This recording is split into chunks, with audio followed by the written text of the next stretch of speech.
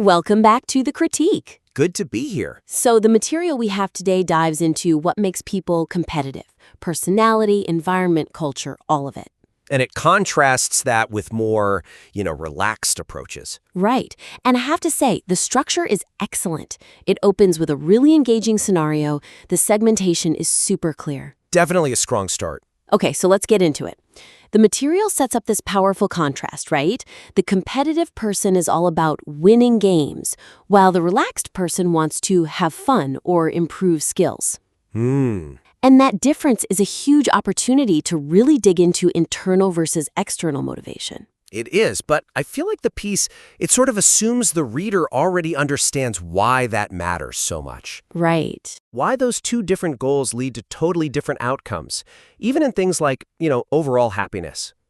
It's a bit too internalized right now. Yeah, it's too implicit. We need to pull that out, make it explicit. The competitive drive is so often about external things, grades, prizes. Comparing yourself to other people. Exactly.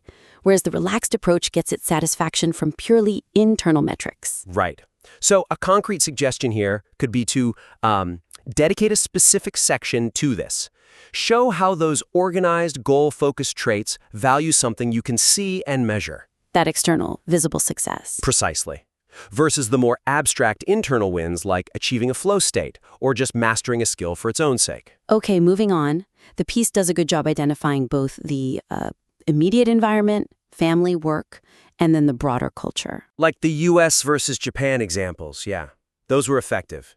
But the connection between the two, it feels a little disconnected. I agree. It sort of lists environment and then culture, one after the other. It risks the reader seeing them as just two separate checklist items. When in reality, they're deeply intertwined. Yeah.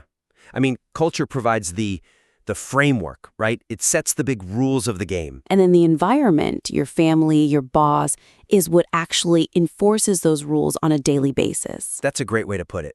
So the suggestion is to really strengthen that link? Show how they're not separate forces, but are actually working together. A feedback loop. Right. We could even use an example, like how a general cultural push to stand out, say in the US, might get amplified in a specific workplace that's all about quantifiable results. And you could do the opposite, too. Show how a cultural value of harmony, like in the Japan example, might actively temper that drive for individual results within a family setting.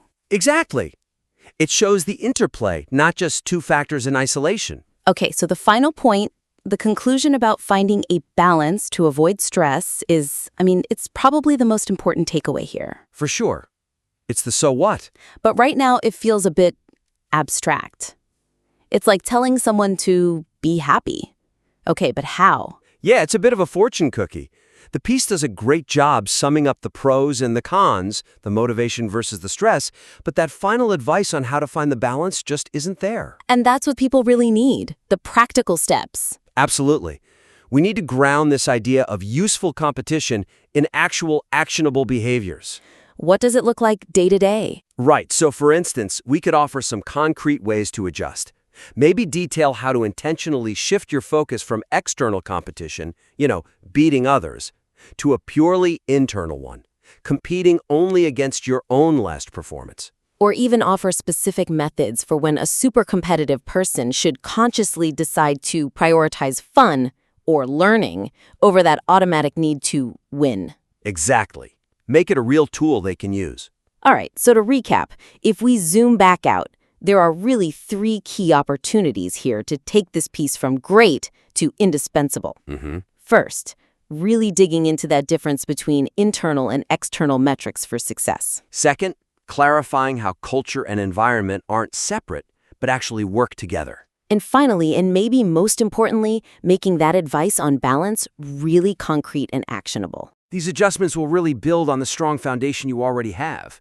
We definitely encourage you to implement these ideas and submit your revised material back to The Critique. We are eager to see the next draft.